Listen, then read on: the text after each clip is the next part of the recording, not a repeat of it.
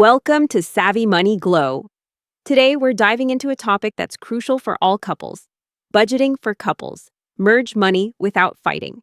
In any relationship, finances can be a tricky subject. But fear not, we're here to guide you through it. Firstly, it's essential for both partners to be on the same page. Start with an open discussion about financial goals and priorities. This transparency eliminates surprises and builds a stronger financial foundation. Next, create a joint budget.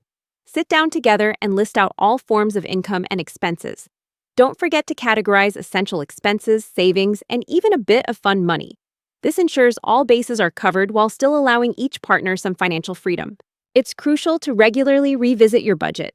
Allocate a monthly budget check-in to discuss what's working and what needs adjustment.